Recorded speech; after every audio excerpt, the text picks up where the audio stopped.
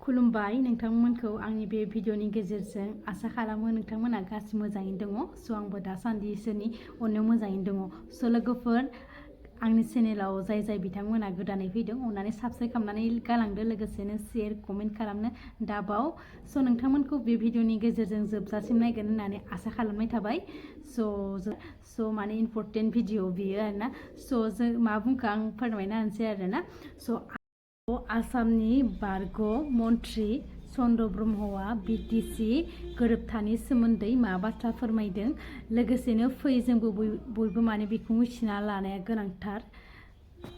एबसु बिएलटि आरो माने एनडिपिनि जारिमिनजों बियो माने सोमोन्दो गोनां स' नोंथांमोना बे भिडिअनि गेजेरजों जोबजासिम नायलांगोन होननानै आसा खालामनाय थाबाय स' जाय बिथांमोना गोसो गुदुं अननानै बे भिडिअनि गेजेरजों नायलांगोन होननानै आसा खालामनाय थाबाय अननानै लोगोसेनो गोदानै फैनायफोरा साबस्क्राइब खालामनानै गालांदो लोगोसेनो जुदि गोरोन्थि जायोब्ला आसा खालामबाय नोंथांमोना निमाहा होफिनगोन आरो निमाहा होगोन होननानै स' बिदिबा मा फोरमायखो मा बुंदों बिथांमोना बे भिडिअनि गेजेरजों नायलांदो आं होना होनोसै जातिनि जौगानाय थांनाय थैनायनि बाथ्रा जि बड'लेण्डनि इस्यु एबा बेनि अनगायैबो जोंनि माहारियारि जायफोर इस्युफोर दङ हाबाफारि एबा आयदाफोर दङ बे बिथिङाव बे जागायजेननायनिफ्रायनो गाव दुलाराय बर' फरायसा आफादनि आफादगिरि एबा दैदेनगिरि जागायजेननायनिफ्रायबो मालाबाबो प्रमद बर'आ जातिनि रेसपन्सिबिलिटि एबा दायथ' लानानै बियो खामानि मावफेरखायाखै बेनिखायनो दिनै जोबथानायाव बड'लेण्ड इस्युआ आंनि नङा होननानै प्रमद बर'आ बुंनाया जेबो गिदिर खोथा नङा खारन बियो जिखिनि एबसुआव थानानै रायजो दाबिनायनि स्ल'गान होनानै जिखिनि आन्दलन खालामबोदों बियो रायजो दाबिनायनि जेबो आन्दलन नंखायामोन साधारन भाबै गावखौ बे आन्दलनजों जड़ित खालामनानै गावखौ लिडारशिप नेतृत्व होनाय आगसारि एबा दैदेनगिरिनि गावखौ महर मोनहोनाय बेनोल' उद्देश्यमोन आरो बिनि उद्देश्यआ थाखानाय बिटिसिआव बोरैहाय नेता जानो हायो एबा चिफ जानो हायो बेखौनो बे टारगेट खालामनानै खामानि मावबाय थाखादोंमोन गतिके दिनैनि दिनाव प्रमद बर'आ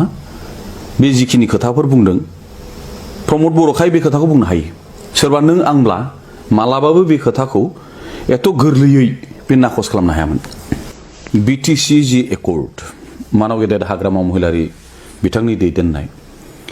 दाख्लिनि जि बिटिआर सुक्ति 27 जानुवारि 2020 बियो कुनु कारनाव कम्पेयारेबल एबा तुलना खालामजाया मानो होनोब्ला बिटिसि सुक्तिया 6 शेड्युल कन्स्टिटिउशनेल प्रोविजननिबो खोथा दं आरो 8 शेड्युल जोंनि बर' बिमानि रावा भारतीय संविधाननि 9थि शेड्युलाव बियो थिसनजादों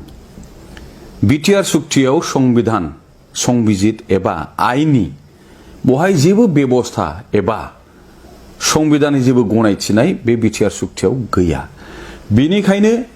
बिटिआर सुक्तिखौ बिटिसि सुक्तिजों तुलना खालामनानै रायलायनाया बेवहाय एसे जोंनि गोरोन्थिसो जायो रायलायथावानो नङा आरो दिनै जायखि जिखि बुङा प्रमद बर' एबसुनि माखासे दैदेनगिरिफोर जायखि जेसेबांखि बेखौ बुंनो सेस्था खालामा बिटिआर सुक्तिनि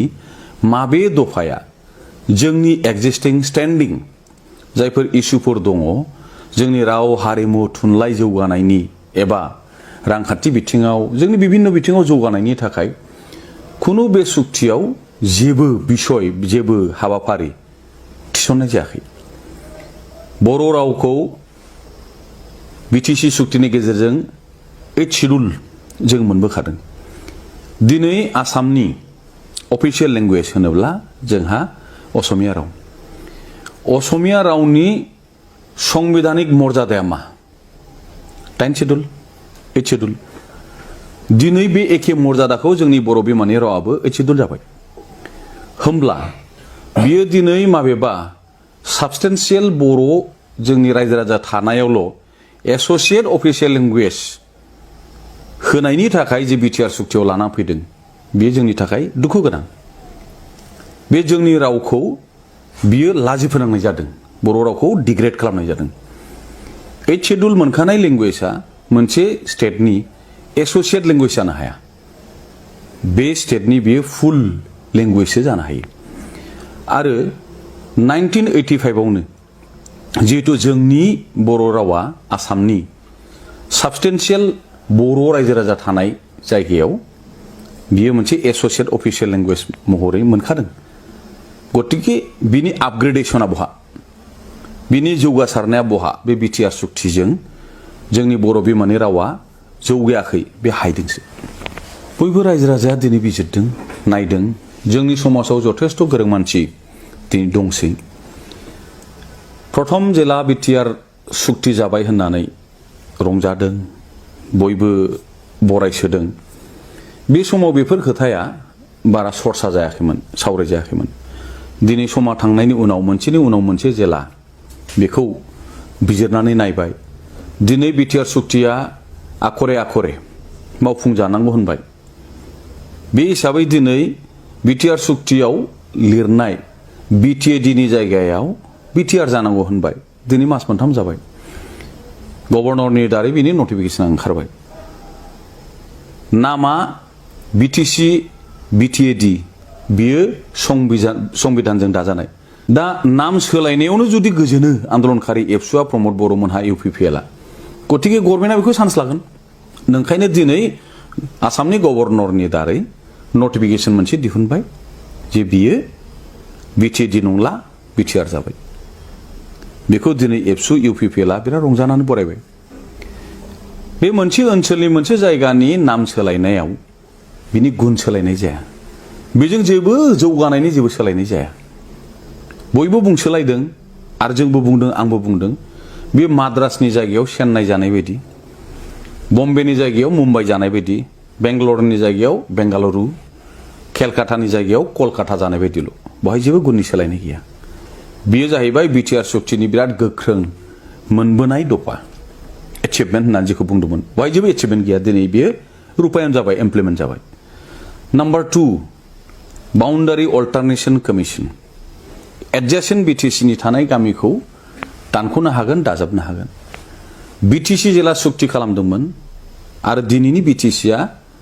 9,000 बर्ग किल'मिटार ओनसोला बेवहाय गोबां गामि दं दा बे गामिफोरखौ बेसेबां बिटिसिनि सिङाव थिसनजायो 50% बिनि बारा बिनि खम लाम लाम एबा कन्टिगुवास मेनटेन खालामनो थाखाय 50%नि खमाबो थिसनजादों मेक्सिमाम खोलानि एरियाया सोबावनांगौ होननाय थायाखै माखासे कयेकटाल' थादों आरो बेखौ डिसपुटेड लिस्टआव दोननाय जादों जथेस्थ' एग्जामिन खालामनानै बिसार खालामनानै नायबिजिरनानै खोलानि बाउन्डारिया खारा जाखादों दिनै बिटिआर सुक्तिनि गेजेरजों जायफ्रा बारनलांनो गोसो बे सुक्तियाव प्रभिजन थानाय लोगो लोगो दिनैनि अबस्थाया मा जादों 523 खान गामि थाखानाय बिटिसिनिफ्राय दानख'नांगौ होननानै गुवाहाटी हाइकर्टआव केस होदों गुवाहाटी हाइकर्टआ बेखौ दायथ' लायाखै आसाम गभर्नमेन्टनो बेखौ दायथ' होदों आसाम गभर्नमेन्टआबो दाबो बेखौ निष्पत्ति एबा सुस्रांनो हायाखै कर्टआ बुंदों कमिटि दानानै हियारिं लानानै स्पिकिं अर्डारनि गेजेरजों बे बाउन्डारि समस्याखौ समाधान खालामनांगौ नाथाय बेखौ आसाम गभर्नमेन्टआ जेबो दांनो हायाखै मानो बिटिसि सुक्तिया मोनसे संबिधाननि गेजेरजों संशोधननि गेजेरजों बेखौ दाजानाय बेखौ बिदि बोखारलाबायनो हाया बे हिसाबै जायफ्रा बिटिसिनिफ्राय बारनलांनो निगिरनाय गोबां रावारि रायजो राजाफोर बिथांमोनहा जुजियै जुजियै जेननानै मेंनानै सिरि थाबायमोन नाथाय बिटिआर सुक्तियाव बे प्रभिजनखौ लाबोनाय लोगो लोगो कमिसन दानानै आरो सोलाय सोल' खालामनाय जागोन होननाय लोगो लोगो दिनैहाय बयबो सिरि मोनजोब्बाय आरो खोलानि गोबां गामिया दिनैहाय दानख'नायखौ दिनैहाय लुबैदों आरो बिनि थाखाय कमिसनाबो जाबाय एबसुनिफ्राय भाइस प्रेसिडेन्टबो थाबाय जयन्त बसुमतारी दालिम्बायन अदालगुरिनिफ्राय सासे असमिया राव रायग्रा बेक्तिबो थाबाय दिनै खुला खुलि दालिम्बायन बिथाङा बुंदों गोबां अना बर' गामि बिटिसिनिफ्राय दानख'नाय जागोन जोंनि खोथाया बर' अना बर'नि खोथा नङा मोनखानाय बिटिसिनि ओनसोला जाहैबाय 9,000 बर्ग किल'मिटार बिनि 1 फुटबो 1 बिगाबो बियो दानख'जानो मोना खारन गोबां खस्थ'नि गेजेरजों एग्जामिन खालामनानै परीक्षा निरीक्षा खालामनानैसो बिटिसिनि बाउन्डारिखौ ख्रा खालामनाय जादों आरो जों बै समावहाय बुजिखायो खोलाहा आरोबाव बेसेबां बाराय जायो चान्सआनो गैला सुबिदानो गैला दा बे रोखा जाखानायखौ दिनैहाय आरोबाव बिनि दरखौ खेवनानै बारनलांहोनाय माने 9,000 बर्ग किल'मिटारनिफ्राय बेसेबां ओनसोल थांगोन होमब्ला जोंनि बिटिसि एबा 6 शिड्युलनि जि महर बेयो टटेलि डाइल्युट जागोन जोबस्रांलांगोन होमबा जोंनि सोमावसारनाय जोंनि भबिष्यत जोंनि सिमां बिटिसिखौ मोजाङै जौगाहोनाय बेफोर ओरैनो दैयाव थांजोबगोन जोंनि मुंख्लं जोहोलावजो बिथांमोन बड'फा उपेन्द्रनाथ ब्रह्मनिफ्राय आरम्भ खालामनानै जिखिनि दिनैहाय मुंख्लं जालांबाय जोंनो मोनसे थुलुंगा होलांबाय बे सेक्रिफाइसआ ओरैनो दैयाव थांजोबगोन दिनैनि अबस्थाया बहाय सफैबाय गतिके बेखौ दिनैहाय एबसुआ प्रमद बर'आ दानख'नाङा होननानै बुंनायनि नैतिक अधिकारखौ एबा नैतिक दायित्वखौ बियो दिनैहाय खोमानानै लाबाय मानो होनोब्ला दानख'नाङा दिनै होननाय लोगो लोगो एबसुआ प्रमद बर'आ होमबाना बै सुक्तियाव थानाय दफाखौ गभर्नमेन्टआ दिनै खोन्थागोन नोंसोर खालामनाय सुक्ति नोंसिनि सहियानोथ' बेनो आरो नोंसोरो जिहेतु सुक्तिखौ खालामनानै 100% इमप्लिमेन्ट खालामनांगौ होनना बुंबाय प्रेसार होबाय बोलो होबाय नोंखायनो गभर्नमेन्टआ दिनै फारि फारि इमप्लिमेन्ट खालामनो नाजाबाय दा खालामनायाव जोङो जिखिनि दफा इतिमध्ये गभर्नमेन्टआ इमप्लिमेन्ट खालामबाय नोंथांमोनाथ' आंनि बे भिडिअनि गेजेरजों बेखिनि भिडिअखौ नायबाय स' नोंथांमोना बे भिडिअखौ नायनायजों लोगोसे